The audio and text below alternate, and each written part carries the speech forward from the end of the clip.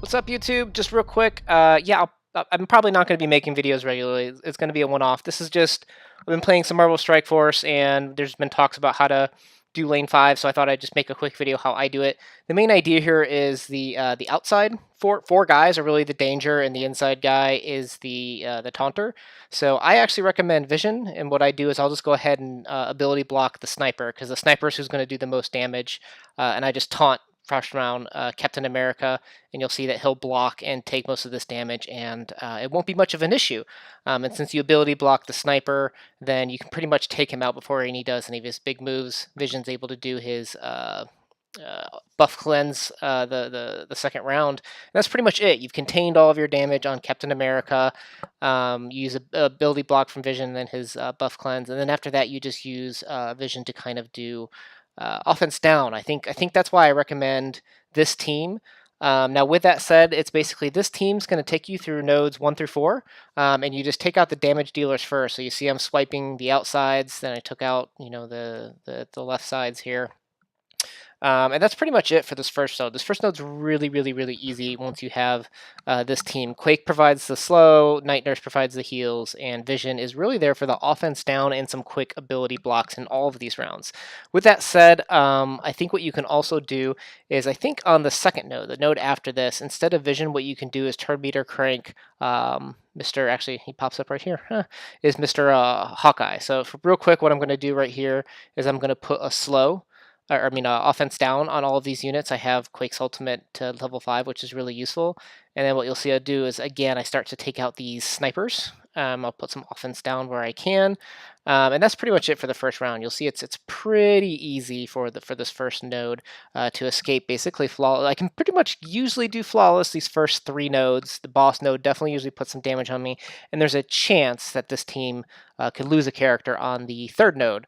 Just depends on how we do with Doctor Strange. But this team is very, very solid for this Ultimus VI raid, which is it's horrible. It's kind of an RNG fest, which is what you kind of have to rely on sometimes. But so anyways, as I was saying, this next node is where you could take out Vision and instead put in Hawkeye, only for the sole purpose of cranking his ultimate to be ready the opening round of the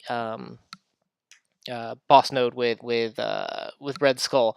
I don't have Hawkeye ready, unfortunately, so I just make do with Vision, and I actually use a poor man's substitute, which is Mordo, but we'll get to that. So you'll see what I do is I ability block Winter Soldier because I don't want him doing his big kaboom on me, and then I'll put a slow on the right-hand side because already Hulk and Kingpin are pretty slow. So just clear that, and then basically Kingpin's not going to do anything for the rest of this round, and what you're going to want to do is just focus on the damage dealers. So just focus on taking down Winter Soldier and Cable as fast as you can with all these taunts. Just use your dispels as intelligently as you can, because you're going to have, like you see here, Drax popping down, and you'll have 3 taunters on the field that it can be a little bit of a pain to get to Cable. But it's not too big of a deal because once you stun opening round Winter Soldier and take him out pretty quick, you generally can either take the hit right there like I did with Captain America and then heal back up, or any other character can take the hit, and generally you can heal back up since taunters don't do too much damage. So like I said, take out Cable here, and then the rest is really just kind of taking care of itself. What I'll do is I'll keep Ronan the Accuser stunned, kind of like on lockdown, and then I just start taking out the other 3 guys, and basically just never let Ronan go. It's really not too bad. The only other thing that I want to point out is what you'll do is once you get down to the end of these 3 characters, I think this is obvious for some, but I think for those that are still trying to learn this lane or maybe newer to the game, you'll learn that you'll kind of want to make sure that you have all of your specials ready for the next round, because what you'll want to do is to be able to do your Quake ultimate, your Black Widow stun, your taunt. You'll want to be able to do, you could do basic or you can do vision specials, but you want to have them ready for the next round. So what you'll see here is it's just basically using basics to finish out this round. I know it's probably common sense and then straightforward for most people, but I do want to call that out, that that's something to pay attention to if you're newer to like a turn-based game like this. So Drax takes 1,000,000 hits with defense up, but I'm not going to spend any of the specials to cleanse it. I'm just going to basically hope Night Nurse keeps us topped off and just kind of finish him off. Now this next round is the one that gets a little bit tricky. As you can see, I'm fully topped off, 100% health. You can lose a character here pretty quick. It's a little bit difficult because the problem is that the problem is keeping basically Doctor Strange locked down with all these taunters and trying to manage the time from Thor is going to go. So what you'll see here is, unfortunately, Doctor Strange is just going to be a little bit too quick. You'll see that he's going to have his stuff healed right here by Night Nurse. Probably what I could do is do a better job of blocking Night Nurse there, but sometimes I get it off, sometimes I don't. And I got lucky where he didn't do his flip there, but that's part of the RNG, I guess. Sometimes it goes your way, sometimes it doesn't. But I always take out Doctor Strange, and then what happens is you actually have two revivers here. So you have Scientist Supreme, and you have Shield Medic, who both have a chance to resurrect Doctor Strange. So what I try to do is actually take out these guys with a priority, is at least the Scientist Supreme, and I try to get a slow on Thor. Thor being so slow that he will actually do a lot of damage to your team. So what I'll try to do is lock him down as best as I can while still trying to take out the revivers over here, which is the Shield Medic and the Scientist Supreme. I don't know if that's the best way to play it, but it's the way that I play it, because when Doctor Strange comes back and does a buff flip, if you have speed up and you start getting bleeds on your characters, it can put you down pretty quick. So yeah, this is how I do it. I recommend just basically keeping the revivers and the Doctor Strange out of the picture while keeping Thor on lockdown. So now Thor is getting really, really close to his ultimate, so what I'll do is I'll bounce back to him and try to either lock him down, kill him, just somehow mitigate basically what his impending ultimate is going to be. Let's see here. I think I get a Black Widow stun in time. Yep. So we'll just go ahead and clean him up here, do the ultimate, kind of just whittle down some damage. And what you need to prepare for is this next round, and you'll see we'll finish this with pretty much full health as well, is going into the Red Skull node. What the trick is with Red Skull is it is the opening. There's two rounds, right? First, you start off with a round of Hydra, and then you start off with a round of assaults. And basically, every single one of them has huge AoE damage. And when you're pelted with a bunch of AoE damage, the trick is actually blind. If you don't have a character with blind, first of all, we need to talk about what you're doing in this game, because that's like one of the most powerful debuffs there is, besides, I guess, speed up, technically. So that's definitely something that you'll want to prioritize. But that's where Hawkeye, for those that have him worked up, need to use. I use the poor man's Hawkeye, which is actually Mordo. So he's a really, really bad Hawkeye, substitute, but it is what it is. I just don't have Hawkeye ready.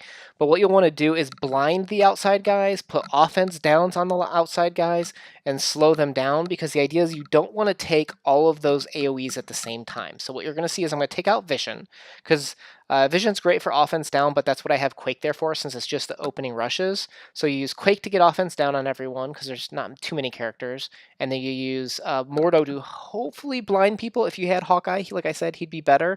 And then you try and take out basically, Nick Fury and kind of mitigate the damage from these AoEs and heal up in between.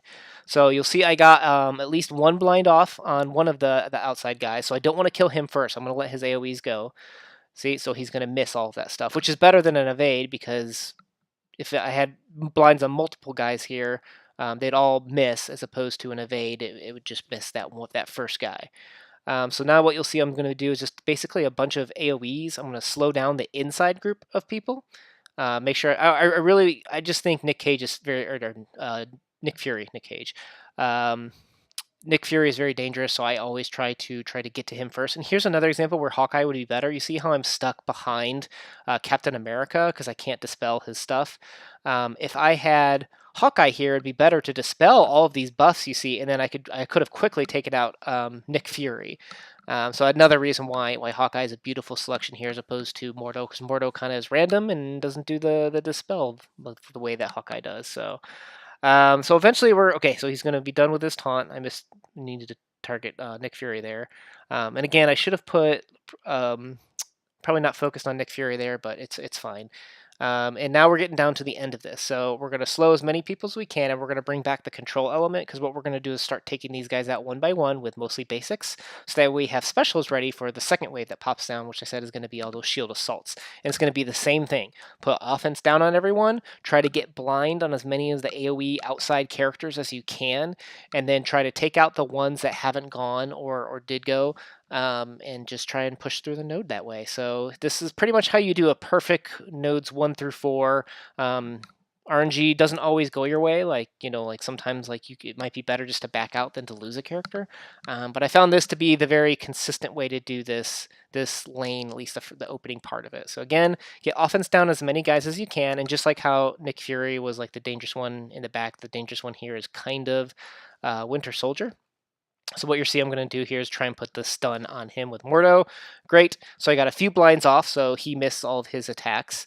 I've got a stun on the right-hand side. I've got a stun on Winter Soldier that allows me to kind of control the pace of the battle here a little bit. So instead of getting a whole bunch of AoEs all at once, I can kind of start now, just take a couple, use my Night Nurse to heal up in between, and basically then take out the rest of the guys. So really, the trick, offense down on those AoE guys, get as many of them blind as you can, use Hawkeye if you can. I use the poor man's Mordo just because I have him worked up.